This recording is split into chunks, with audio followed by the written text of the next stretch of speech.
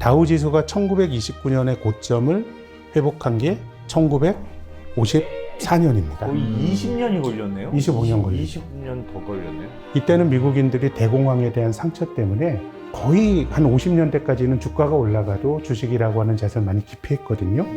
그럼에도 불구하고 소년 버핏이 초기부터 투자했던 거는 아버지의 영향 말고는 설명이 좀 잘 안 되고요.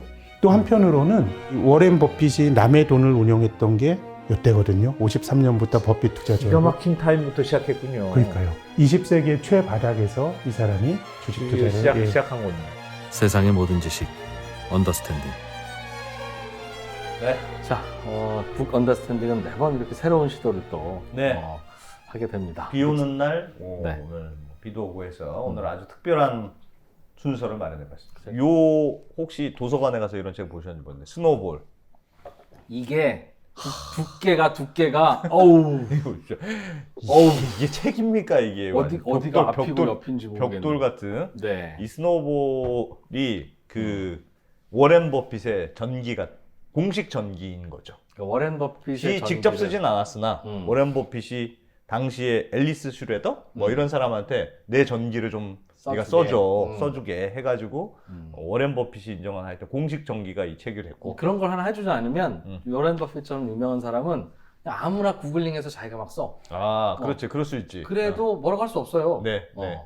그래서 대체로는 이제 이게 나의 공식 전기입니다 하는 걸 적절한 시기에 이제 저자가 유명한 사람은 하는데 예. 대체로는 그 시대에 아주 유명한 저널리스트한테 맡기든가 그렇습니다. 아니면 뭐 아주 유명한 전기 작가도 또 있죠. 네. 이번에 그 테슬라의 창업주 일론 머스크의 전기를 쓴 아이작 예.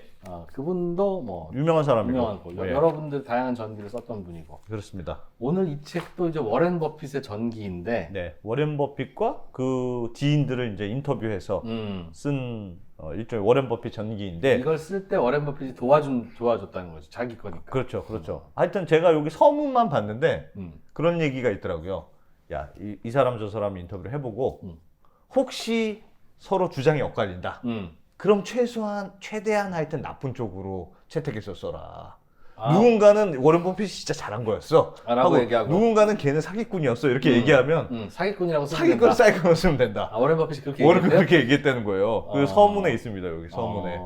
그래서 그런 뭐 책이다. 뭐 이게 2009년에 한번 출간됐다가 조금 오래돼서 네. 재작년에 다시 조금 번역도 번역을 새롭게 해서 다시 나온 책인데 이 책의 문제는 제가 봤을 때 읽기가 너무 양이가 어려워. 많아. 이거는 이 보십시오. 이게 한 권의 두께가 이런데 근데 다만 이제 원작이 이러니까 이거 번역을 이렇게 안 할 수는 없는데 없고 그래서 야, 저희가 요거를 읽을 수는 없고 도저히 못 읽지. 저희가 읽지도 못하고 요거는 남국민 작가는 못 읽는다. 너무 많아서. 그래서 읽은 분을 저희가 찾았습니다. 네. 이거 읽으신 분을 전국을 수소문하다 보니 네. 여의도에 있대요. 여의도에. 그래서 저희가 이분을 모셨습니다. 네, 신영증권의 김학균 센터장님. 우연히 또 우리가 아는 분이에요. 하여튼 여의도 현인 아니십니까? 여의도 네. 현인. 하여튼 바로 모셔보겠습니다. 네, 어서 오십시오. 네, 안녕하십니까. 예. 이 스노볼 원래 좋아하시는 책이십니까? 워렌 버핏을 좋아하죠. 근데 버핏이 이야기하기 되게 좋아하는 사람 같아요. 얘기 재밌게 해. 예. 난 그렇게 늙어가고 싶어. 굉장히 좀 뭐 위트도 있고요. 또 깊이도 있고. 네. 그래서 그 서점에 가보면 워렌 버핏이라고 이름이 들어간 책이 100권이 넘는데요. 와. 근데 버핏이 직접 쓴 책은 없습니다.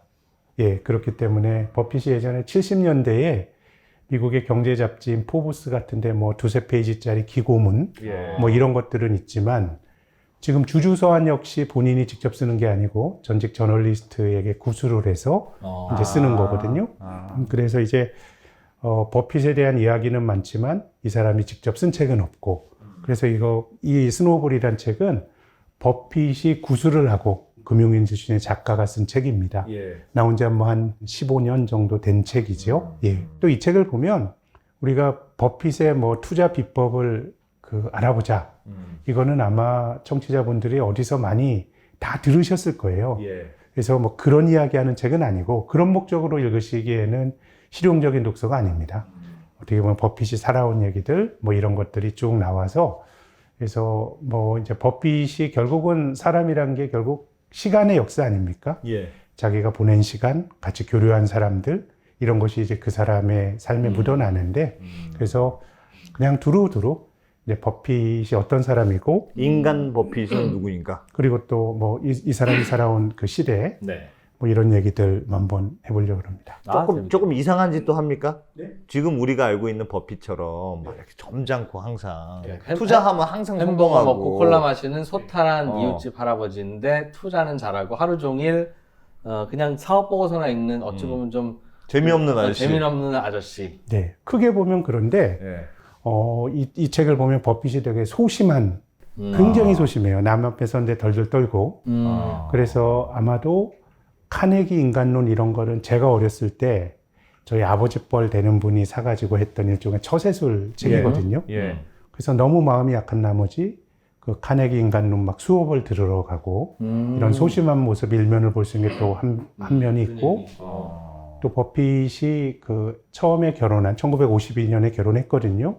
그래서 와이프가 굉장히 뭐 우호적으로 잘 살았는데 와이프는 굉장히 관심도 많고 약간의 좀 리버럴한 사람 같아요. 살다가 이제 캘리포니아로 옮겨갑니다. 히피들의 도시, 예술가를 후원하고. 그래서 버핏도 후원을 많이 하지만 버핏은 기본적으로 조금 이제 정적으로 정해진 투자만 하는 사람이니까 예. 서로를 존중하지만 또 잘 안 맞는 면이 있었어요. 그래서 뭐 법적으로 이혼을 하진 않았지만은 버핏의 부인이 버핏을 오마하, 버핏이 사는 동네죠. 예. 버핏을 이렇게 좀 돌봐줄 수 있는 사람. 이 사람 뭐 주식 말고는 뭐 잘 할 수 있는 게 없으니까 그런 여성을 부인이 소개시켜 줍니다. 별걸 한 다음에 네. 우와. 오마하에 버핏만 살고 와이프는 캘리포니아에 살고 갔는데 네. 그 대신 버핏이 그럼 나는 밥은 어떻게 먹으란 말이냐? 그랬더니 어떤 여성을 소개시켜준다고? 소개시켜줬다. 그것은 뭐 그냥 대박이다. 집안 일을 하는 사람 아니고요. 예. 사실상의 부부이죠. 진짜 안 사랑했나 보다. 근데 버핏을. 그러기에는 또 아마 이 책에서 또 그것을 뭐 얼마나 미화했는지 모르겠지만 예. 서로가 좀 굉장히 존중하지만 또 그런 관계는 우리로서 참 이해하기 힘든 멀리서 그냥 응원하는 관계. 뭐 그렇습니다. 그래서 이제 버핏이 그 원래 처음 결혼한 처가 암으로 죽습니다. 2005년인가 이제 죽게 되는데 멀리서 응원하던 그분이. 예, 이제 죽고 나서는 그 독일계 자기 동네에서 자기를 그 돌봐준 사람과 이제 사실상 부부로서 이제 공식적인 부부로서 막 행동을 하기도 하고요. 그래서 뭐 재미난 얘기들이 많이 나옵니다. 요런 게 있는 게 재밌네. 네, 알겠습니다. 그래서 네. 일단은 오늘 뭐 첫 시간이니까요. 예. 이 책이 1권이 1000페이지, 2권이 800페이지 정도 되는 굉장히 두꺼운 책입니다. 네. 요즘 저도 재밌게 읽었는데 일론 머스크 자서전도 좀 굉장히 재밌게 봤는데 예. 그 책이 760페이지 되는 거니까 2배가 넘는 그런 책입니다. 어마어마한 책이구나. 근데 뭐 버핏이 1930년생이니까요. 예. 뭐 오래 살다 보니 할 얘기도 많은 것 같습니다. 그래서 오늘은 좀 첫 시간이니까 예. 뭐 버핏이라는 사람에 대해서 좀 얘기를 좀 해보고요. 또 어떤 식으로 이 두꺼운 책을 읽어 나갈지에 대한 얘기도 한번 드려보도록 하겠습니다. 네. 이 버핏이란 사람은 부자죠. 지금 이제 2,890억 달러, 우리 돈으로 300조 원이 넘는 부를 가지고 있는데 버핏이 조금 독특한 것은 이 사람은 주식 투자를 통해서 부자가 된 겁니다. 주식을 사서. 다른 사람들은 사업을 한 사람들이 빌 있는데 게이츠 아니면 뭐 일론 머스크는 사업을 일구고 예. 그거를 주식시장에 상장했을 때 주식시장의 주가의 가치가 높아져서 부자가 된 건데 이제 이 사람은 기본적으로 주식 투자를 통해서 부자가 된 사람이기 때문에 이제 주식 투자를 하는 사람들 입장에서는 좀 관심 있게 볼 만한 그런 분이고요. 물론 이제 이 워렌 버핏이 버크셔 해서웨이라고 하는 지주회사를 통해서 투자를 하거든요. 예. 90년대 이후에 버핏은 투자 규모가 너무 커지니까 조그만 건 잘 못 삽니다. 본인도 큰 기업을 M&A 하는 거 좋아하고 그래서 후기 투자는 어떻게 보면 기업을 M&A 하고 뭐 이런 식의 성격도 있지만 본질적으로 주식을 사서 가장 부자가 된 사람이라는 점에서 투자자들 입장에서 관심 가지실만 하고요. 또 장기 가치 투자의 방법론을 또 제시한 사람이죠. 예. 이 사람의 이제 재산은 전부 버크셔 해서웨이 지분만 갖고 있습니다. 거의 재산이 단데 그래서 300조 원이 넘는 재산을 갖고 있는데 이 재산의 90% 이상이 65세를 넘긴 나이에 형성이 됐습니다. 저걸 보면 우리도 아직 기회가 있는 건가? 근데 저 65세 나이에 예. 버핏 재산은 지금의 10분의 그럼요. 1이었다는 얘기인데 한 30조 원 정도가 되겠죠. 그때도 30조였습니다. 당신은 지금 희망이 없네. 3억이나 있습니까? 희망이 없어.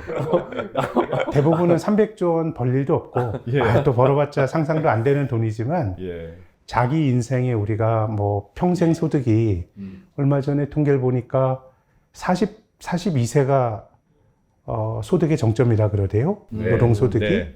근데 이 투자라고 하는 거는 뭐 정년도 없는 것이고, 그래서 자기 인생에 그 시드머니가 얼마가 됐든지 간에 상당히 많이 우리가 나이 먹고도 좀 불릴 수 있고, 우리가 통찰을 어느 정도 이제 세상 돌아가는 통찰을 알게 터득하게 되면 예. 이제 불을 많이 넣을 수 있기 때문에 우리가 300조 원을 목표로 하는 건 제 생각엔 비현실적이지만 나이 들어서도 상당히 내 자산을 많이 늘릴 수 있다라고 하는 점에서 뭐 저처럼 이런 보통 사람들에게 이런 건 참 희망을 주는 그런 대목이라고 봅니다. 65세에 재산이 30조가 있었으면 나는 더 이상 더 투자도 안 하고 일도 안 그냥, 하고 예. 건물주나 하면서 그냥 말 것 같은데. 건물주도 피곤해.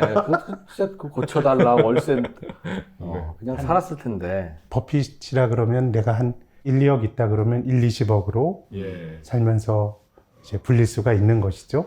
물론 이제 많이 학습하고 노력하고 이런 게 전제가 돼야 되겠지만요. 예. 그래서 참 이런 거는 이제 스노우볼이라고 하는 게 결국 이제 이 눈덩이잖아요. 예. 눈덩이를 이제 굴리면 바른 길로 이렇게 굴러가게 되면 계속 굴러가면서 점점 커지는 건데 그러니까. 이 사람이야말로 정말 이 오렌 버핏의 보는 스노우볼과 같은 모습을 보여준 것 같습니다. 이제 워렌 버핏이 버크셔 해서웨이라고 하는 회사를 통해서 투자를 하고요. 예. 또 이 사람은 이제 버크셔 해서웨이의 37% 정도 지분 갖고 있는 대주주입니다. 네. 근데 이 버크셔 해서웨이는 지주회사인데 뭐 시가총액 기준으로 한 세계에 한 8위 정도 되는 굉장히 큰 회사입니다. 아주 작은 회사에서. 근데 이제 버크셔 해서웨이도 매우 흥미로운 게 워렌 버핏이 투자를 하면서 뭐 손해를 보기도 하고 예. 또 야, 내가 이거 왜 샀지?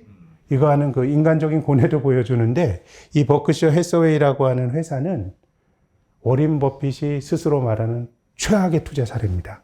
지금은 이제 기본적으로 보험업을 하는 지주회사인데 예. 60년대 초에 버크셔 해서웨이는 직물회사였습니다. 직물. 굉장히 밸류에이션이 싼, 굉장히 저평가된 직물회사였는데 이 주식이 많이 저평가됐다가 덜썩 샀는데 이게 뭐 사양산업으로 이 미국의 직물산업이라는 게 뭐 일본, 한국에 뭐 밀렸잖아요. 이름도 그때도 버크셔. 버크셔 해서웨이였죠. 그래서 이제 버핏은 마음이 약하니까 구조조정 같은 것도 잘 못해요. 이 사람이 이제 평판을 굉장히 신경 쓰거든요. 그래서 직물산업은 결국 포기를 해야 되는데 그럼 이제 지역사회에 일자리가 없어지고 하다 보니까 근데 이 버크셔 해서웨이를 80년대 구조조정을 하면서 약간 해고를 시키고 기계장치도 팔고 이러다가 이제 그 이후에는 껍데기만 갖고 지주회사로 버크셔 해서웨이의 어떤 그 비이크를 쓰고 예. 다른 데 투자라는 지주회사입니다. 그렇지만 어떻게 보면 워렌 버핏의 가장 투자에 실패했던 사례인데 그렇기 때문에 이것도 역시 투자에 실패했던 사례인데 그게 대표적인 회사가 됐군요. 네, 그래서 그 실패를 잊지 않으려고 그런 그런 회사를 건가? 계속 쓰는. 나 같은 버려버리고 싶을 것 같은데. 그리고 이 버크셔 해서웨이 주식은 지금 주가가 10월 말 기준으로 이걸 뭐 맞는데 51만 불인데 12월 초나 53만 불까지 지금 한 12월 초에 현재 53만 불 정도 거래가 되고요. 그러니까 우리가 아는 상식과는 조금 다르죠. 우리가 주식이라고 하는 거는 거래가 쉽게 돼야 된다. 예. 부동산은 사고 팔기 힘들잖아요. 네. 세금도 많이 내고.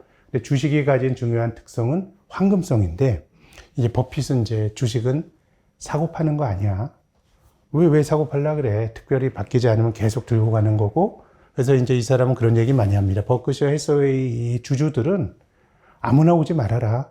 아무나 오지 말고 우리 철학에 동의하는 사람. 특히 이제 가치 투자라고 하는 게 시장 역행적 투자거든요. 남들이 못 알아줄 때, 남들이 그 가치를 못 알아줄 때 사는 거거든요.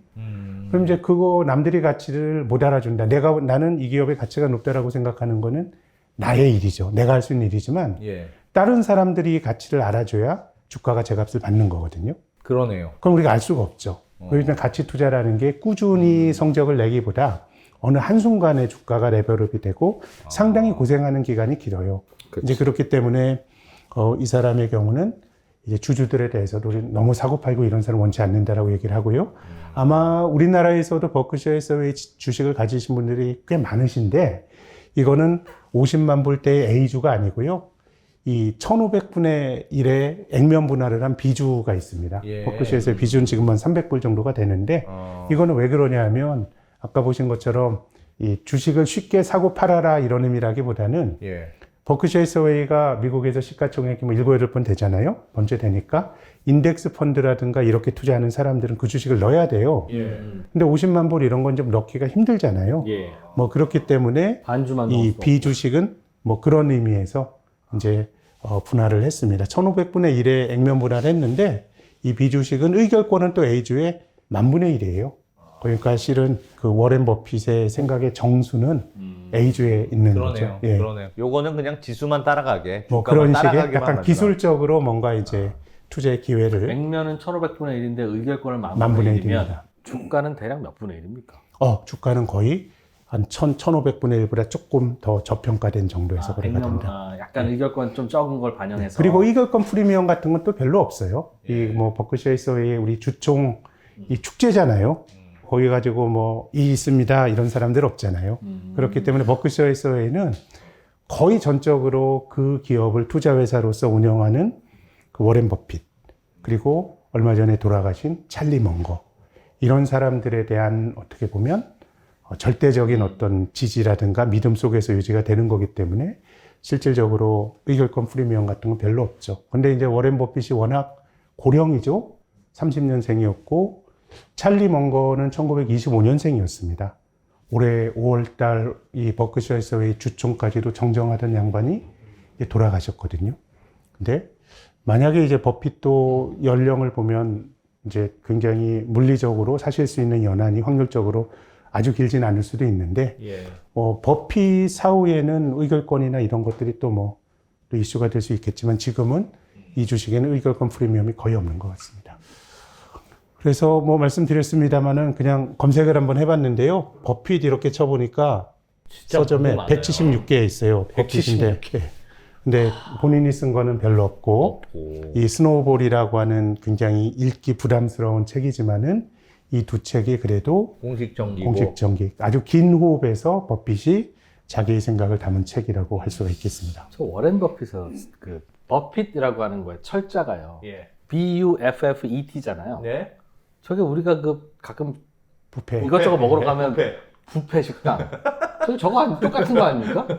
네, 그렇죠. 근데 우리는 왜 저걸 먹으러 갈 뷔페라고 안 때는 하고 뷔페라고 하고 쟤는 버핏이라고 버핏이라고 하냐?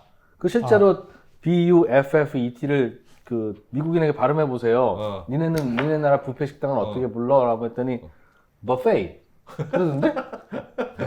근데 이 버핏은 물론 발음은 비슷한데 ETT입니다. 약간 달라? BUFFETT. T가 하나 더 붙어요. T가 하나 예, 더 예. 있어요. 더 있어. 뭐 그렇다고 하더라도 발음이 뭐 다르게 되는지는 또 봐야 되겠지만은 BUFFETT구나. 그래 아무리 그래도 뷔페는 아니겠지. 그렇지. 그래도 성인데 그렇지. 그렇게 그래서 똑같이 쓸 리는 없지. 이제 워렌 버핏 완전 투자 기법 이 머니 마인드는 동일한 사람이 쓴 건데 예. 이 사람은 이제 버핏이 운용하는 거를 따라해서 이제 돈을 번. 실은 이제 물론 버핏 같은 경우도 장기 투자를 한다고는 하지만 작년도에 TSMC라고 하는 대만의 그 파운더리 반도체 업체 샀다가 바로 파는 거거든요. 그러니까 실은 뭐 가치 투자자들이 꼭 장기 투자해야 되는 건 아닙니다. 내 생각이 틀리거나 아니면 내가 생각하는 것보다 가치가 빨리 오르면 파는 건데 그렇지만 기본적으로 긴 호흡으로 투자를 한 경우가 많다 보니까 버핏을 따라해서 돈을 번 이런 사례들도 좀 있습니다. 네. 그래서 이제 버핏의 생각을 알 수 있는 방법은 세 가지가 있습니다. 첫 번째는 이제 미국은 공시해야 돼요. SEC라고 하는 미국 증권거래위원회에서 3개월에 한 번씩 포트폴리오를 공개합니다. 그럼 우리가 이걸 보면 버핏이 어떤 생각으로 주식을 사고 파는지 알 수가 있고요. 두 번째는 주주서한입니다. 이제 주주서한이라고 하는 거는 앞서 말씀드렸던 버크셔 해서웨이 주주들에게 한 2월 말 3월 초쯤 되면은 버핏이 이것도 구술을 합니다. 구술을 하면 그 캐롤 루이스라고 하는 포브스라고 하는 잡지 출신의 여기자가 그걸 또 이제 수려하게 써서 공표를 하고 또 5월 초에 주총에서 이렇게 또 지금까지는 이제 두 사람이 찰리 먼거와 워렌 버핏 1925년생, 1930년생 두 분이 정정하게 얘기를 했는데 내년도는 어떻게 될지 모르겠습니다. 아마 버핏 혼자 나와서 할 것 같긴 한데 예. 좀 상상이 잘 안 되긴 합니다. 먼거가 빠진 버핏이. 네, 이거는 이제 올해 5월에 있었던 버크셔 해서웨이 주주총회였습니다. 신영증권에서 제 동료들이 네. 가가지고 이제 사진 찍어 왔는데 저희가 이번에 안 가다가 두 분이 물리적으로 연세가 많으셔서 한번 육성으로 목소리를 들을 기회가 많지 않을 것 같다라고 생각했는데 야, 근데 진짜 그 마지막이 먼 됐네요. 거는 어떻게 뭐 정말 그렇게 됐습니다. 세상에. 예. 그래서 이제 이 책을 어떻게 앞으로 읽어 나갈 거냐에 대해서 말씀을 드리면 오늘 1회차입니다. 이게 정기이다 보니까 어렸을 때 얘기가 한 1930년부터 1952년까지 얘기가 나옵니다. 이게 스노우볼 1권의 파트 1, 파트 2 정도 되고요. 대학원에 들어가서 스승인 벤자민 그레엄을 만날 때까지가 스노우볼의 파트 1, 파트 2고요. 예. 이게 이제 오늘 말씀드릴 거고 다음 회차에서는 이제 버핏이 그레엄을 넘어서 자기 스타일을 만들어 나갑니다. 그레엄 무조건 싼 주식 좋아하는데 이때 버핏을 전도한 사람이 바로 찰리 먼거입니다. 예, 버핏이 그런 얘기를 했어요. 나에게 교황은 벤자민 그레엄이고 마틴 루터는 찰리 먼거다라고 얘기를 했거든요. 그 정도로. 예, 그 정도로 어떻게 보면 아주 영혼의 동반자죠. 그래서 1953년부터 1969년까지 버핏이 직업 투자자가 됐을 때가 다음의 얘기입니다. 지인들의 돈을 모아서 하고 3회차는 이제 70년부터 79년까지 굉장히 이제 주식시장이 어려웠던 약세장에서 얘기가 나오고 이때는 또 버핏의 여성 편력이 얘기가 나옵니다. 시장은 재미없었지만 그런 얘기를 많이 나오고요. 좋지. 3회차 기대되네. 3회차. 뭐 이렇게 이제 버핏이 몇 살 때쯤 저런 거예요? 저랬던 거예요? 30년생이니까 40대군요. 40대. 아. 뜨거울 때다. 40대. 어. 그리고 이제 4회차부터 이제 스노우볼 2권으로 옮겨갑니다. 1980년, 1999년이 카지노 자본주의라고 이름 붙이고 싶은데요. 버핏이 투자하는 건 비교적 점잖은 투자입니다. 저평가된 주식 사서 기다리고 이런 건데 이때는 우리가 영화에서 봤던 월스트리트 류의 아주 멜빵바지한 그 머리 이렇게 올려붙인 월스트리트의 금융가들이 막 했던 시기고 90년대는 또 이제 성장주가 올라갔던 그런 시기니까 요거 한번 4회차에 말씀드리고요. 이 스노우볼이 2000년대 초까지 얘기니까 마지막은 스노우볼 2권 마지막 부분과 스노우볼 이후에 워렌 버핏에 대해서 말씀을 좀 드리려고 합니다. 그래서 뭐 일단 버핏의 일생을 쫓아가면서 얘기할 거고요. 또 이 시기는 자본주의 현대사입니다. 1930년이면 대공황이 일어났던 시기거든요. 그러네요. 예. 네, 그 뭐 어떻게 보면 굉장히 좋았던 자본주의 역사를 버핏이라고 하는 투자의 현의를 통해서 한번 보려고 그러고요. 또 중간중간에 버핏이 투자했던 구체적 사례들 이런 것들을 한번 좀 진짜 살펴보면서 이야기를 해보려고 예. 합니다. 책이 다 있구나. 야, 엄청난 책이네. 일단 버핏부터 말씀드리면 투자 신동인데요. 어렸을 때부터 투자를 했는데 예.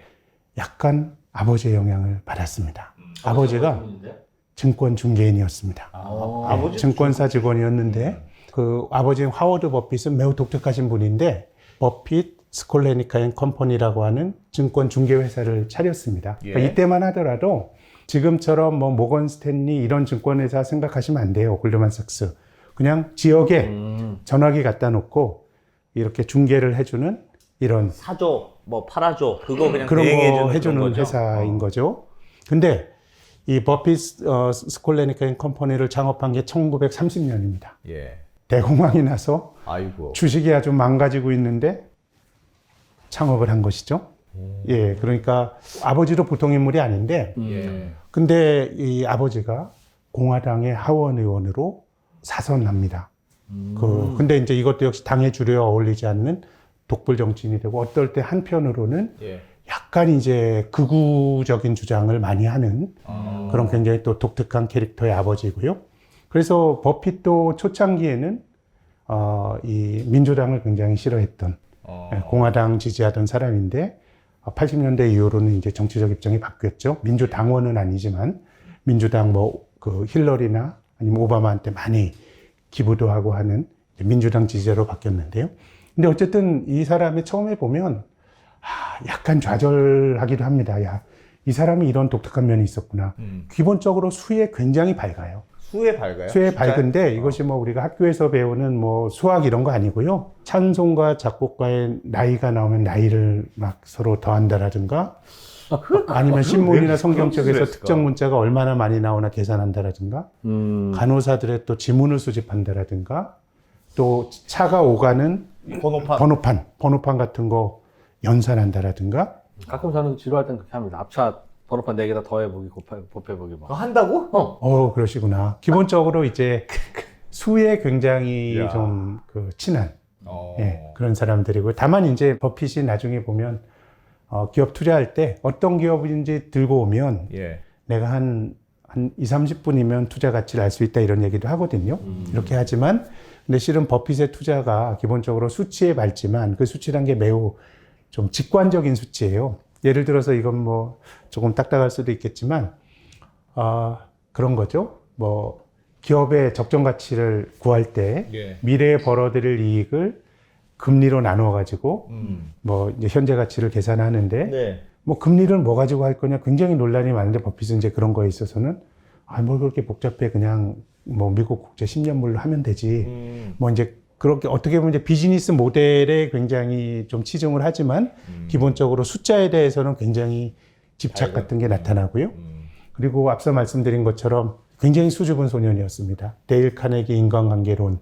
얼마나 수줍었길래. 그 여성과 연애할 때 예. 말도 제대로 못 붙이고 막 이런 어버버 우리 사람 많은 사람들 말할 때 약간 어버버하는 그런 것들이 나옵니다. 근데 이제 이 책을 보면 버핏이 주주총회 같은 거 할 때는 굉장히 아주 웅변가까지는 아니지만 위트 있게 말을 잘하는데 예. 상당히 기본적으로 조금 내향적인 사람 같아요. 내향적인 사람. 그래. 그러니까 저 오마하에 혼자 살지. 그래. 그럴 수도 있겠죠. 네. 원래 예. 그리고 너무 외향적인 사람은 투자에 안 맞는 것 같습니다. 제가 보기에는. 영업에 어울리지, 영업에. 투자는 그냥 혼자서 어차피 결정하고 하는 거잖아요. 저도 이렇게 주변에서 투자로 돈을 번 사람 생각해 보면 예. 저에게는 그런 인과성은 별로 없는 것 같기는 해요. 네. 아주 뭐 외향적인 사람도 성공적으로 투자한 사람이 떠오르긴 하는데 예.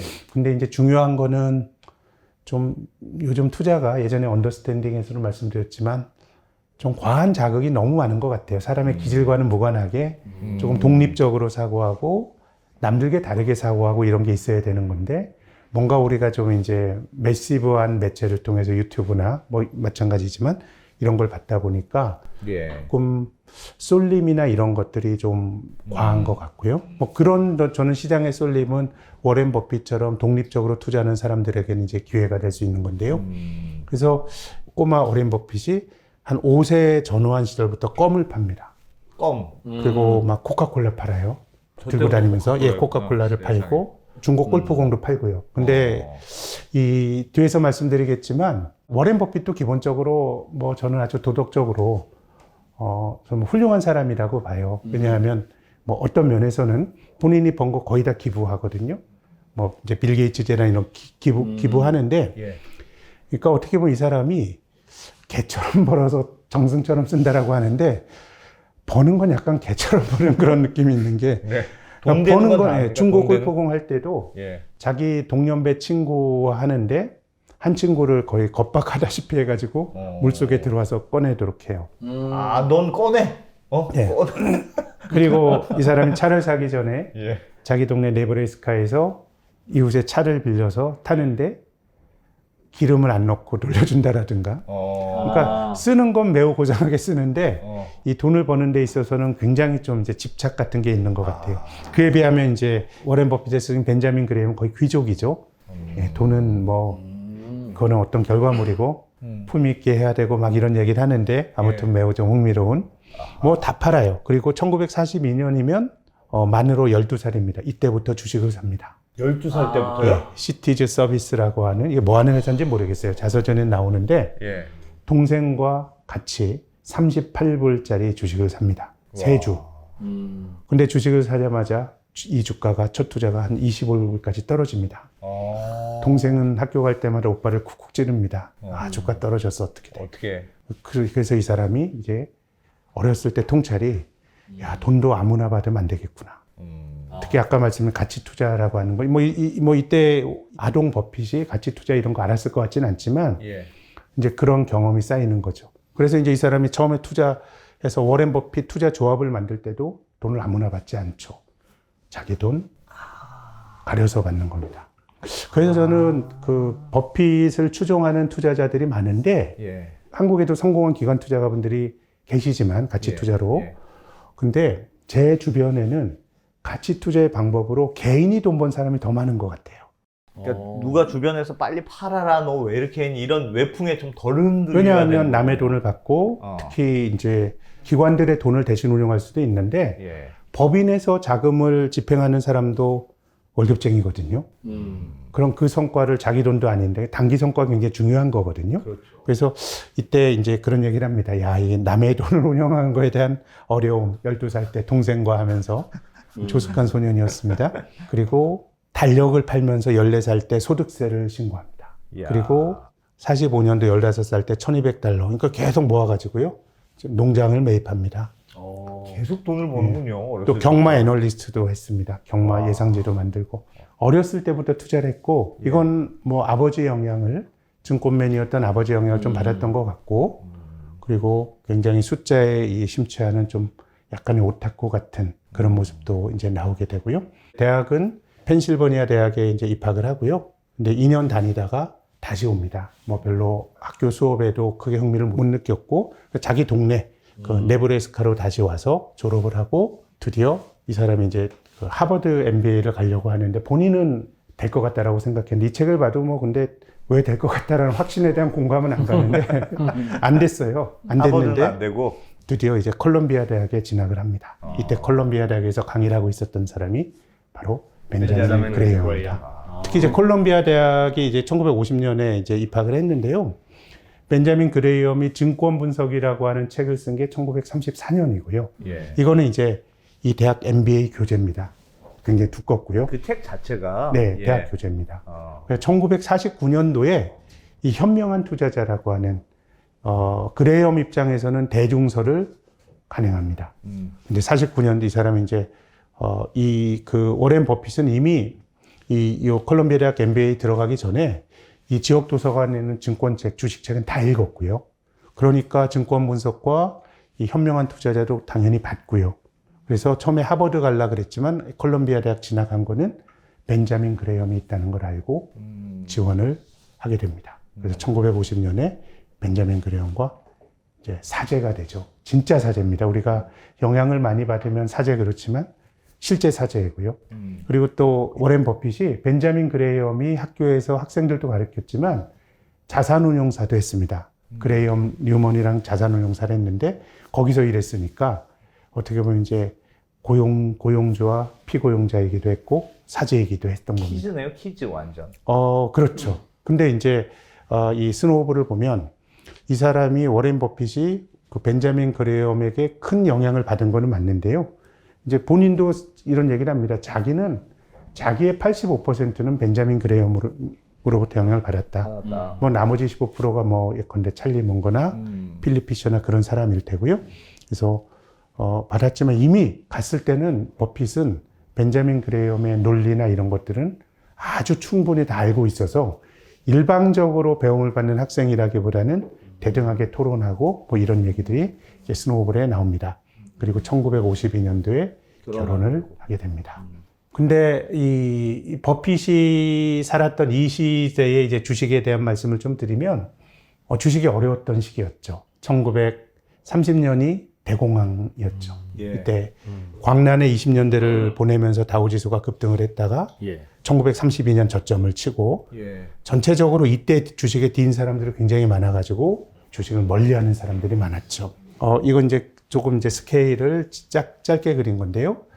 다우지수가 1929년에 고점을 회복한 게 1954년입니다. 거의 20년이 걸렸네요. 25년 걸렸죠. 20년 더 걸렸네. 예, 우리나라도 그렇습니다. 1100포인트 처음 간 게 1994년인데요.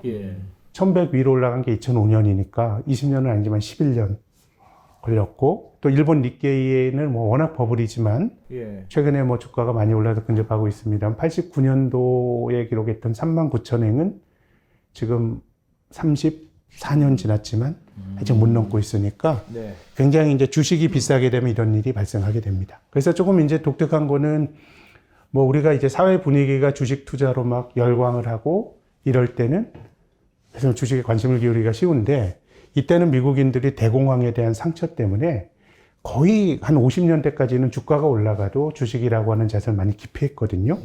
그럼에도 불구하고 이 소년 버핏이 초기부터 투자했던 거는 아버지의 영향 말고는 설명이 좀 잘 안 되고요. 또 한편으로는 이 워렌 버핏이 남의 돈을 운용했던 게 이때거든요. 53년부터 버핏 투자죠. 기가 막힌 타임부터 시작했군요. 그러니까요. 굉장히 낮은 때부터 이제 주식 투자를 시작했기 때문에 크게 보면 20세기의 최바닥에서 이 사람이 주식 투자를 시작한 거네. 그렇기 때문에 투자자로서는 굉장히 우리가 높을 때 들어가기 쉽잖아요. 네, 남들 싸게 사야 볼 때. 된다니까. 운치 기사입니다. 네, 그래서 이제 버핏이 그런 얘기를 합니다. 내가 주식을 싸게 뭐 사서 이런 얘기는 안 하지만 야, 미국이란 나라가 내가 미국인이었기 때문에 투자해서 돈을 벌었다. 뭐 이런 얘기를 되게 많이 하는데요. 예. 투자 시작 시점은 사람들이 주식을 외면했죠. 그러니까 주가는 싸고 결과적으로 지나고 났더니 굉장히 좋은 시절에 투자를 했고 특히 남의 돈을 맡아서 운영한 전문 투자가 된 후로는 주가가 바로 올라갔기 때문에 참 저는 운이 가진 중요성이 그러네. 예, 저는 뭐 어떤 영역이나 마찬가지라고 봐요. 예, 실력이 있어야 돈을 번다 맞는데 실력과 더불어서 우리가 살아가는데 운이라고 하는 영역도 있는데 버핏도 그런 걸 어느 정도 보여주는 것 같습니다. 예, 이 그림을 보시면 우리가 주식 투자를 하는 데 있어서 너무 비관론의 편에 서는 건 안 좋은 것 같아요. 뭐 한 해 한 해 시장이 좋다 나쁘다 이런 우리가 견해를 가질 수는 있는데 이게 한 2차 세계대전 이후로 S&P 500이 2년 연속 떨어진 게 두 번밖에 없어요. 올해 떨어졌는데 다음에 또 떨어진다. 예. 이거는 73년, 74년 오일 쇼크 때 이때 두 번 떨어졌고요. 닷컴 버블 때는 한 3년 떨어졌네요. 뭐 이제 연속적인 궤적이 최근 한 80년 동안에 연속 떨어진 게 두 번밖에 없어요. 우리나라 네. 코스피도 경제에 대한 비관론이 많지만 외환위기 이후로 코스피가 2년 연속 떨어진 적이 단 한 번도 없어요. 그러니까 어려움이 있어도 주가 지수는 올라가긴 하는데 근데 이제 버핏이 투자를 했을 때는 이때입니다. 사상 초유의 4년 연속 하락. 이때도 3년 연속 하락이 있네요. 예. 그러니까 뭐 이런 어려웠던 시절에 투자를 했고 결과적으로 이제 사람들이 주식을 외면했기 때문에 아주 싸게 거래되는 주식이 많았고 그래서 워렌 버핏의 스승인 벤자민 그레이엄은 진짜 싼 주식, 예. 담배 꽁초 주식. 그러니까 나쁜데 나쁘니까 싸겠죠. 그렇지만 꽁초에서 내가 몇 번 빨고 버리면 되는 그런 주식들이 굉장히 많은 시절에 투자를 했습니다. 그래서 대체로 이런 시기가 한 1960년대까지는 대공황의 후유증으로 굉장히 싼 주식이 많았고 그래서 이제 버핏 다음에 말씀드리겠지만 60년대 후반에 투자자들에게 이제 돈을 돌려줍니다. 예.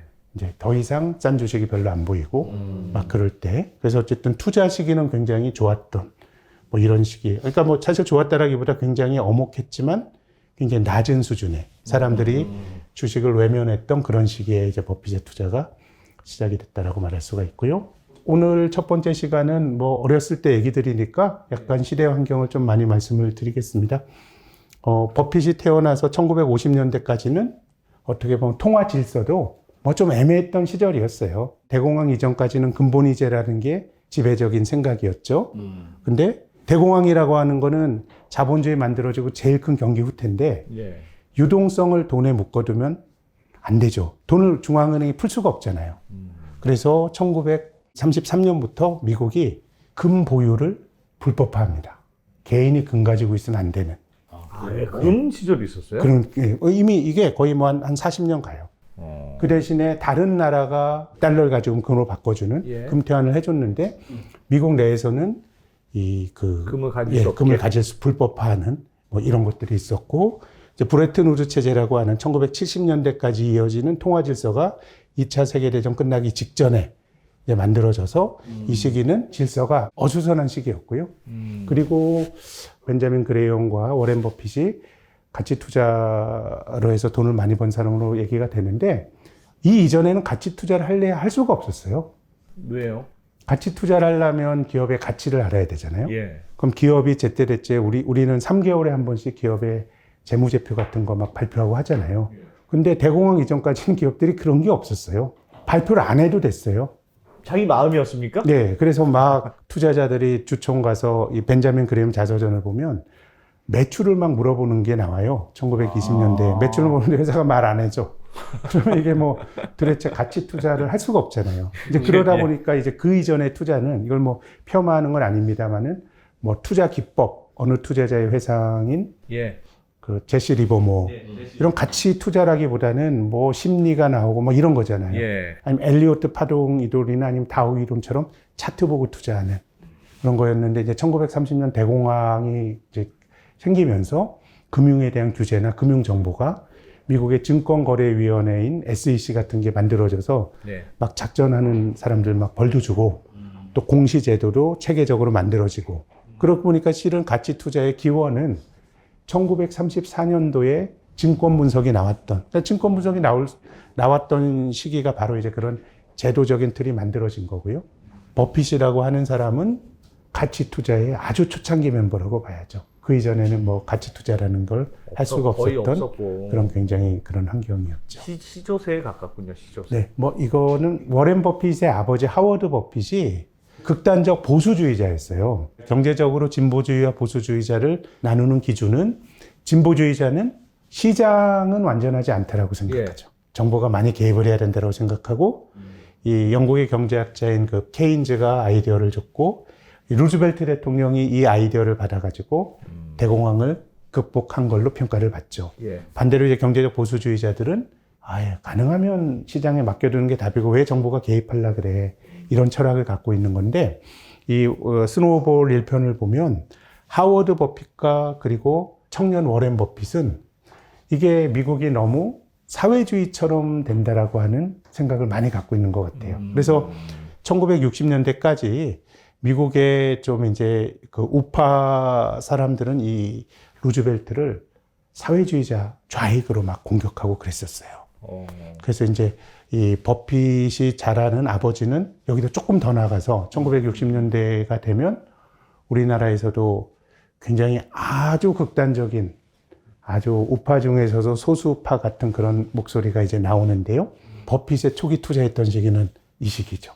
정부가 많은 것을 해야 되는. 정부가 뭐 개입했던 시기. 예, 1930년대부터 1960년대까지가 다음 탄 2회까지 말할 투자의 시기입니다. 정보가 많은 걸 하고 이때 보시면 이제 미국의 다우 지수가 50년대부터 주가가 많이 올라갑니다. S&P 500 지수네요. 예. 근데 GDP 대비 재정 지출이 20%를 넘어갑니다. 굉장히 정부가 경제 운영을 많이 하는 건데 최고 소득세율이 90%가 넘습니다. 부자가 돈 벌면 정부가 다 가져가고 그 대신에 정부가 많은 걸 하는 그런 경제였었죠. 그래서 버핏이 초기 투자했던 시기는 이제 이런 시기였고 정치적으로는 버핏이나 버핏의 아버지인 하워드 버핏은 이런 것들에 대해서 이게 인간의 창발성을 좀 제약하고 뭐 그래서 이제 비판을 많이 합니다. 최고 소득세율이 90%면 네. 일을 해요? 부자들이? 그러니까 부자들은 버는 낙이 없죠. 그러니까 어느 정도 이상이 되면 부자들은 낙이 없는 거죠. 다 가져가는. 제가 어렸을 때 요람에서 무덤까지 이런 얘기 들었거든요. 예. 이게 어떻게 보면 그 스웨덴이나 이런 지금 복지국가 모델인데 이게 미국 같은 데서도 그랬어요. 복지국가 모델이 어떻게 보면 자본주의의 일반적인 모델이었던 시대가 1930년대부터 1960년대까지 있었죠. 케인지안의 진짜 케인지안의 시대군요. 네, 야, 맞는 최고 것은. 소득이 저렇게 높으면 연소득이 한 뭐 1000억 이상일 때 매기는 그 기준은 아니었을 거고. 그러니까요. 한국의 감으로 따지면 한 6, 7억 이상 벌면은 다 최고 6, 7억이나 뭐 소득이었는데. 30억이나 큰 차이가 없는. 큰 차이가 없는. 정부가 저게 가져가는. 올릴 때가 45년, 40년이니까 저 때는 2차 세계대전. 2차 세계대전이니까 군비 마련을 위해서 좀 급하게 가져가겠습니다 할 수 있는데 저거를 저렇게 60년대 중반까지 야. 이게 70년대까지도 이게 세율이 70%가 넘습니다. 꽤 많이 내려온 것 같지만. 네. 그래서 뭐 이랬던 시절이 있었습니다. 저 때는 너 얼마 벌었어? 10만 불 벌었는데요. 확실해? 알았어. 이렇게 그냥 가져가는 때 아니었을까? 그러니까 사회적으로 솔직히 나 이게 200만 불 벌었지롱 뭐 이런 거 뒤에 있는. 그러니까 저 90%라도 세금 내고 있지. 완전 투명하게 했으면. 요즘처럼 소득이 투명한데 저런 세율이 적용했다면 엄청났을 것 같은데 왜 제가 저 얘기 하냐면 요즘 증세냐 이제 감세냐 이런 논의할 땐 항상 저거 갖고 와요. 야, 미국이 예전에 얼마 냈는지 알아? 미국이 한참 잘 나가던 시절에 소득세가 저소득세였어. 그러니까 우리도 저렇게 할 수 있어라고 하는 거가 나는 몰라. 나는 어차피 소득 최고 구간 아니니까 관계 없지만 야, 저거 되나 저게? 그랬던 생각을. 그렇죠. 지금 뭐 우리나라는 떡볶이 사 먹는데도 카드로 넣어가지고 다 투명해지니까 예, 조금 결국은 뭐 이때가 어떻게 보면 너무 이제 정보가 시장에 많이 개입을 했던 거에 좀 이제 극단이었던 것 같고 또 이제 8, 90년대는 또 정보의 힘이 너무 작아지고 시장에만 맡겨놨다가 또 탈이 났던 세상이니까 어떻게 보면 이제 정부의 영향이 컸던 사회주의가 아닌 자본주의였음에도 그 극단적인 60년대였고 이 시기에 대해서 뭐 버핏은 굉장히 붕괴하는 불만이 많았던. 예. 아버지는 거기 완전히 반대하는 이거 뭐 민주당의 철학이고 아버지는 이제 공화당의 하원 의원을 4번이나 할 정도였으니까. 민주당의 철학이라고 파란색으로 쓰셨어요? 그냥 써보니까 그런 깊은 뜻은. 아까부터 진보는 다 파란색으로 하고 그런가요? 보수는 빨간색으로 표시하셨는데 그건 오늘 뭐 파란색이십니다, 오늘? 내가 하도 요즘 오해를 많이 받아서 그런 거 아니다. 이제 이건 이제 로버트 슐러 교수 홈페이지에 나오는 굉장히 100년 동안의 미국 시장의 PER이거든요. 밸류에이션인데 이제 굉장히 이제 저평가된 시절에 투자를 했습니다. 굉장히 대공황 때 버블이었고, 야. 그러니까 이때 투자를 이제 했던 것이죠. 물론 그 긴 시간 동안 버티긴 그럼요. 이때는 또 근데 물론 이제 이때는 했지만 어쨌든 결과적으로는 기회가 좀 많았던 그런 시장에서 투자를 아니 했습니다. 생각해 보면 내가 완전 투자의 초심자예요. 근데 하필 완전 고평가의 시대야. 그럼 그 몇 년을 기다려야 됩니까? 그걸 해도 다 안 되는 건데. 시장은 기다려도 일본을 보면 대만을 보면 대만 가권지수의 고점이 91년이었거든요. PER이 100배가 되고 근데 그게 한 25년, 27년 지나면서 회복이 됐고 니케이도 89년 고점을 저는 진짜 못 갈 줄 알았는데 얼추 지금 뭐 35,000엔, 6,000엔 가니까 갈 수 있을 것 같고 이제 전체적으로 시장은 어쨌든 좋은 종목이 나오고 해서 올라가는데 개별 종목은 못 갈 수도 있어요. 우리나라 증권주의, 건설주의 고점이 혹시 언제 같으세요? 우리나라 건설주 고점이요? 네. 그 80년 언제 2000년대, 2000년 초반 아닐까요, 혹시? 79년입니다. 79년이요? 건설주 파동 있을 때. 그래서 우리나라 건설업종 지수가 예. 100이 안 될걸요? 와. 우리나라 모든 업종 지수는 80년 1월 4일 100으로 출발했어요. 그래서 종합 주가 지수가 2,500이니까 26배 오른 거고요. 건설주는 그동안 안 올랐어요? 건설주는 은행에 예금만 해놔도 지금 한 8, 900은 돼야 되거든요. 40년 동안. 예. 근데 이제 세상에. 지금 100이 안 되니까 아이고야. 그 다음으로 낮은 게 금융주입니다. 금융주 360 하는 것 같아요. 예. 아무튼 또 자본주의도 대공황이라고 하는 최악의 도전을 받았지만 어쨌든 뭐 저는 전쟁이 결정적으로 또 도움을 줬다고 보는데 뭔가 파괴하고 건설하고 하면서 1950년대부터 또 좋은 자본주의 황금기간 20년 진행이 됐으니까 버핏은 어쨌든 좀 운때가 잘 맞은 사람인 것 같습니다. 벤자민 그레이엄도 네. 버핏의 스승이라는 벤자민 그레이엄도 저평가된 주식을 찾을 수밖에 없는 상황이었네요. 그렇게 해도 충분히 됐던 거죠. 네. 그렇게 해도 충분히 됐던 당시 거죠. 상황이 무슨 고평가라는 건 없고 다 저평가인데 그 중에서 특히 뭐가 싸냐? 그 저평가도 굉장히 우리가 여러 가지를 고려해서 저평가가 아니고 이 장부상의 가치, 우리가 뭐 기업들 이때 되면 영업 그 재무제표를 발해야 되거든요. 그럼 재무 상태에 나오는 자기 자본은 100인데 지금 시가총액은 50밖에 안 되는 종목이 있으니까 그런 주식을 이제 샀던 거죠. 그래서 이제 버핏과 이 벤자민 그레이엄 이제 이 책에서 의견의 차이가 가이코라고 하는 버핏에게 큰 성공을 안겨준 지금도 가이코라고 하는 게 이제 보험회사죠. 예. 그 손해보험회사인데 그때 이제 버핏은 그 1950년대 초에 이 벤자민 그레이엄 배울 때도 가이코를 많이 삽니다. 근데 이건 벤자민 그레이엄의 생각으로는 도저히 못 살 주식이에요. 너무 비싼 주식인데. 그래서 조금 다른 모습이 보여주긴 했는데 그래도 버핏은 50년대까지는 싼 주식을 샀고 싼 주식 샀다가 덥석 비자발적인 장기 투자했던 게 버크셔 해서웨이라는 말씀을 드립니다. 증권 분석과 현명한 투자자라고 하는 책이 스노우볼 그 초창기에도 많이 나오는데요. 주의 매우 두꺼워요. 예, 딱딱하고 이 책은 조금 말랑말랑하게 썼지만 그래도 읽기 친절한 책은 아닌데 굉장히 이제 훌륭한 또 이제 이 1권을 보면 이제 월터 슈로스라고 하는 우리 가치 투자의 대가죠. 대가. 근데 이 사람은 이제 벤자민 그레이엄처럼 투자해서 돈을 번 2000년대까지 투자했던 아주 투자자고 또 빌 루안이라고 하는 또 전설적인 투자자 이런 사람들과 그레이엄 교수 또 그러니까 워렌 버핏이 교류하는 그런 얘기들이 나오고요. 저는 이 가치 투자자가 결국은 두 가지 같아요. 첫 번째는 미스터 마켓 시장이 합리적인가? 대체적으로 그 대학생들이 배우는 투자론 교과서는 시장은 합리적이라고 보거든요. 그러니까 이제 위험은 변동성이야. 변동성이 크게 나쁜 건데, 근데 우리의 직관과 안 맞죠. 무슨 변동성이 뭐 위험이야. 손해가 위험이죠. 그렇죠? 그러니까 기본적으로 변동성이 위험이라는 거는 초과 수익을 못 얻을 거다라고 하는 그런 어떤 대전제가 들어간 건데요. 그래서 오늘 이 스노우볼도 읽으셔도 좋지만 현명한 투자자의 8장이 미스터 마켓에 대한 얘기가 나옵니다. 시장은 합리적이지 않다.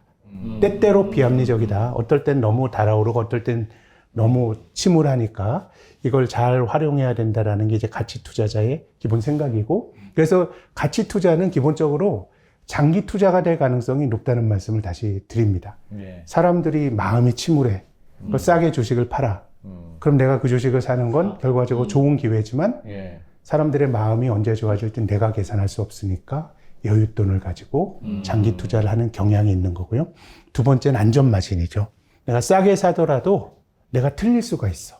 그걸 그러니까 어떻게 합니까? 내가 그러니까 싼 주식을 사야 되지. 근데 이제 벤자민 그레이엄일 때는 자기 자본이 100인데 시가총이 50밖에 안 된 그런 주식이 많이 널려 있기 때문에 그래서 이런 것들은 내가 계산한 가치가 100이다.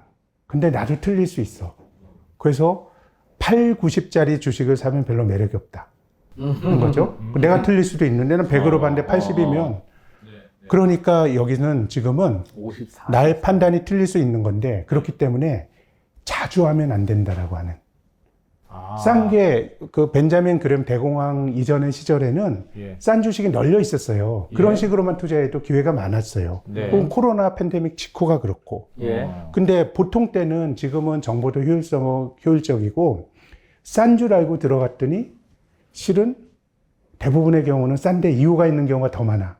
내가 몰랐을 뿐이지. 비즈니스 그렇죠, 아까 그렇죠. 버크셔 해서웨이처럼 워렌 버핏이 그렇기 때문에 저는 이거는 투자를 너무 많이 하려고 그러면 안 된다라는 거예요. 늘 해야 되는 건 아니다라는 거죠. 우리가 보면 주식이 패닉이 2018년에 있었고 2020년에 있었고 또 2022년에도 부분적으로 있었고 2011년도 있었고 2008년도 있었고 2003년도 있었고 그러니까 우리가 시장이 안 빠져 그러지만 시장은 늘 왔다 갔다 하는 거고 과하게 빠질 때가 안전마진이 높은 종목들이 많이 나오는 거거든요. 그래서 저는 이 안전마진이라고 하는 거는 싼 주식을 잘 고르자라는 것도 있지만 좀 많이 빈번히 투자하는 거에 대한 경고의 의미로 받아들여. 안전마진이 없으면 기다리면 되는 거죠, 뭐. 근데 우리가 기다리기가 참 힘들죠. 너무 자극이 그 순간에 많으니까. 기다려야 되는데 네. 근데 이제 아까 말씀드린 것처럼 2000년, 2003년, 2008년, 2011년, 그리고 2018년, 2020년, 2022년. 최근 한 20년 동안에도 한 7번 정도가 주식을 사기 굉장히 괜찮은 기회들이 왔거든요. 폭락장. 네, 그런 거죠. 그런 건 늘 오는 거죠. 그렇게 특히나 우리나라처럼 성장이 막혀 있는 시장에서는 좀 쌀 때 안 사면 좀 마음이 편해지고 남들과 같이 사서 마음이 편해질 때 사면 장기적으로 승률은 좋지 않은. 이제 오늘 마지막인데요. 여기 뭐 이제 좀 경구나 잠언들이 많이 나오는데 단기적으로 보면 시장은 투표지 계산기입니다. 사람들이 막 인기 있는 게 올라가지만 장기적으로는 체중계이다. 결국 벌어들인 이익에 수렴한다.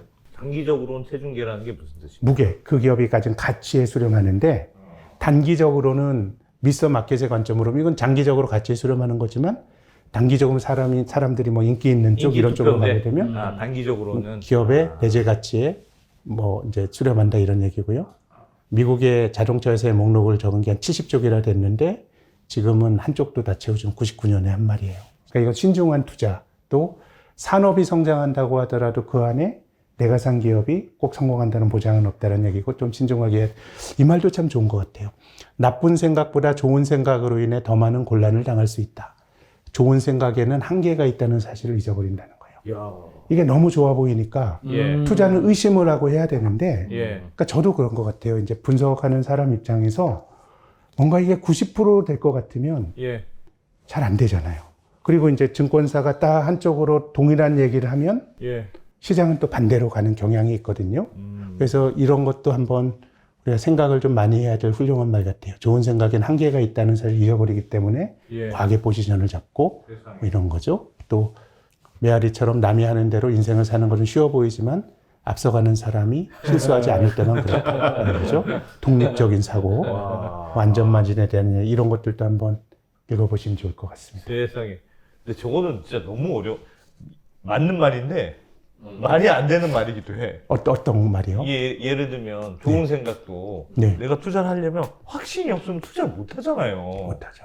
확신이 없는데 고민해. 이게 좋을까 안 좋을까 싼 걸까 열심히 고민했는데 확신이 안 쓰면 투자를 못 하잖아요.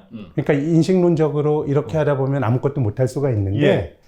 이제 워렌 버핏의 말을 좀 보강을 하면 사람들이 너무 주식을 덥석덥석 사니까 내 인생에 주식 살 기회가 20번 정도 있다고 생각해라. 그러면 그렇게 함부로 할 거냐. 그러니까 좀 신중한 의사결정을 하라는 거죠. 아이디어가 이게 어떻게 워렌 버핏이 뭐 65세 이상의 부를 많이 벌었다고 보는데 이 사람 부자 만들어준 게 애플, 아메리카 익스프레스, 몇개안 코카콜라 되죠. 예. 몇 개 안 돼요.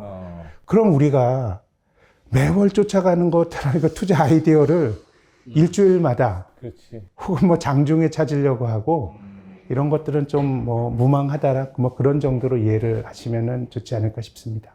그럼 투자를 할 때 늘 지수를 따라가는 ETF는 그럼 갖고 있는 게 맞아요? 아니면 다 비워놓고 현금으로 있다가 낮은 밸류가 오는 이른바 폭락장, 뭐 서킷 브레이크 이런 거 뉴스 나오면 그때 알려줘? 뭐 하면 되는 거니까 그때 사는 게 그거는 답이 있는 것 같지는 않은데 근데 우리가 예금도 하시고 주식도 하시고 그러신 분이라 그러면 저는 뭐 얼마 전같이 금리가 낮을 때는 ETF 시장을 추종한 ETF 그냥 적립식으로 저축하듯이 미국의 S&P 500이나 한국은 조금 이제 고민스러운 게 성장이 너무 둔화가 돼서 주식의 그 전체 인덱스가 크게 낭패는 안 보는데 들고 있어도 잘 못 올라가는 것 같아서 그래서 자기가 괜찮아 보이는 이 시장의 ETF, 시장을 추종하는 ETF는 그냥 저축하듯이 저축의 개념에서 빼서 그냥 월 적립식으로 사다 보면 제 생각엔 승률이 굉장히 높은 것 같고요. 아이들에게도 전 그렇게 권해드리고 싶어요. 미국 지수 같은 거 따라가는 거 세라. 그냥 그냥 길게 그럼 하면. 쌀 때도 사고 비쌀 때도 사고 막 하게 되는데 네, 이론적으로는 그렇잖아요. 쌀 때 좀 많이 사고. 네. 그러니까 저도 그 적립식이라는 게 그런 예전부터 의미가 있죠. 물론 네가 생각하기가 쉽지 않아. 그냥 기계적으로 하지만 좀 많이 떨어진 것 같아. 그럼 좀 많이 넣고 좀 덜 떨어진 것 근데 같아. 그거를 알기가 참 힘든 별거 것 없죠. 같아요. 예. 그리고 적립식은 처음에 넣을 때는 뭐 요만큼이니까 네. 라고 해서 넣는데 예. 이게 막 이게 한 커져요, 10년씩 쌓이잖아요? 네. 내 돈이 다 여기가 있어. 맞아요. 그러면 내가 지금 일시불로 산 거랑 똑같은 상황이 되는 거예요. 그래서 한국 같은 경우는 한 3, 4년에 한 번씩은 리밸런싱을 해주는 게 맞는 것 같아요. 그러니까 했을 때 계속 모아두다 보다 계속 모아두지 말고. 뭐 결국은 모았으면 좀 팔고. 어느 정도, 예, 뭐 그것도 결국 이제 굉장히 질적인, 기계적으로 하기 힘든 질적인 의사결정을 내려야 되는 거긴 한데, 그러니까 지나고 나면 제자리에 오지만 또, 그러니까 투자라는 게 정답은 없는데 정답은 없고, 그냥 예금하다가 그러면 서킷 브레이크가 같은 달에 2번 이상 걸릴 때 네. 그런 날은 좀 더 그런 넣는다. 때는 그냥 산다. 어. 갖고 있던 돈으로. 그리고 나서 또 이제 모른 척하고 버티고 있으면 또 올라갈 것 같고. 그 전략이 낫지 않습니까? 매번 뭐 그런 것도, 들고 근데 하는 이제 2008년 금융위기 이럴 때는 뭐 서킷 브레이커가 한 달에도 여러 번 걸려가지고, 네, 정답은 없지만, 싸게 산 오히려 제 생각에는 뭐 한국 시장은 시장 PBR 0.85배 밑에서 뭐 사고, 저는 뭐 그런 생각을 갖고 있는데요. 어떤 적정한 가격 가치를 정해놓고 예. 밑으로 떨어지면 산다. 네. 제 생각에 코로나 나눠서. 때 제가 생각하는 적정 가치가 한 2,000 정도가, 근데 뭐 주가가 꼭 거기 2,000에서 멈춰지나요? 1,400까지 가잖아요. 그럼 이제 그때 1,400에 주식 사는 건 우리가 할 수 있는 건 아닌 거고 2,000부터 이렇게 뭐 사나갔다 그러면 제 생각엔 이제 승률이 높아지는 거니까 이것도 뭐 정해진 답은 있는 건 아닌 것 같네요. 궁금한 게 예를 들면 그 20번 인생의 20번을 내가 투자한다는 네. 기회가 있다고 생각하자. 그러면 내가 이제 예를 들면 인생 동안 총 할 수 있는 금액이 1억이라고 해봐요. 그럼 그 20번을 나눠서 이제 하나에 한 뭐 몇천만 원씩 넣는 거잖아요. 예를 들면 그게 아니라 아니, 샀다가 팔으면 한 번 기회가 날아간 거지. 그러니까 샀다가 팔으면 기회가 날아가는데 그 말은 너무 자주 하지 말고 네. 버핏도 포트폴리오 보면 사실 생각보다 기업 많지가 않잖아요. 하나가 애플이 진짜 괜찮은 것 같아. 그 애플 50% 몰빵 이렇게 하는 거잖아요. 그럼요. 네. 집중 투자를 하죠. 집중 투자를 하는 건데 엄청 위험한 거 아닙니까? 사실 그렇게 그러니까 생각해보면 그거를 하기 위한 신중하게. 애플이 그러다 망하면 어떡해. 얼마나 자기 확신과 자기 학습과 그러니까 이런 거죠. 그럼에도 불구하고 틀릴 수가 있으니까 우리가 안전마진을 말하는 거고. 그래서 이제 제가 드리는 말씀도 그냥 뭐 저와 같은 보통의 투자자들 입장에서는 그만큼 신중하게 해도 안 되는 건데 뭘 자꾸 하려고 하는 강박증을 가지게 되면 그건 더 안 될 확률이 높은 거 아닌가 싶어요. 알겠습니다. 이번 시간은 버핏이 좀 젊을 때 투자를 네, 했던 다음 그 시기에 시간부터는 대한 이제 본격적인 전업 투자자로서의 버핏에 시기에 대해서 대한 이야기네요. 말씀을 보니까 드리겠습니다. 쌀 때였네. 너무 타이밍이 좋았네. 버핏이 예를 들면 뭐 1998년에 시작했다면 투자를 하다가 망하고 나는 주식하면은 내 손에 장해진다 그랬을 거야. 이것도 보니까 시기가 어. 많이 운이네요. 그렇습니다. 근데 또 중간중간에 주식이 비싸졌을 때 예. 버핏이 또 어떻게 행동했는지도 우리가 한번 살펴볼 필요가 있을 것 같습니다. 알겠습니다. 일단은 운 좋은 시기에 시작했다 버핏이. 출발은 매우 좋은 시기였다. 그리고 스승이 벤자민 그레이엄이었다는. 얼마나 운이 좋아. 당시에 주가가 쌌어. 스승도 이런 사람이야. 그렇죠. 사람을 잘 만나야 됩니다. 역시 사람을. 어? 그냥 인생에 고생을 안 하는 거야. 근데 어릴 때 좀 고생을 좀 했네 이분이. 뭐 이런저런 장사도 좀 하러 다니고 전반적으로 그렇게 투자에만 몰두하고 하는 걸로 봐서 뭔가 이렇게 평탄한 어린 시절은 아니었던 근데 것 같아요. 아주 뭐 생계형 투자자는 아니었어요. 뭐 기본적으로 할아버지가 그 오마에서 잘 되는 그 가게를 상점하셨어요. 생활용품 파는. 근데 왜 그런 집 도련님들이 왜 이렇게 돈을 그렇게 벌려고 그랬을까요? 돈 버는 게 좋았던 거지. 또 그때 또 대공황 때는 전체적으로 미국 사람들이 가난했던 때고 확실히 아버지 하워드 버핏의 영향을 좀 많이 받았다라고 봅니다. 돈 버는 거 좋아하는 증권회사. 주식 브로커. 예, 주식 브로커. 예. 알겠습니다. 알겠습니다. 자, 다음 시간은 시간은 여기까지 하고 한꺼번에 다 못 읽어요 이거. 어, 예. 자, 미국에서 끝났어요. 예, 2부로 이어가겠습니다.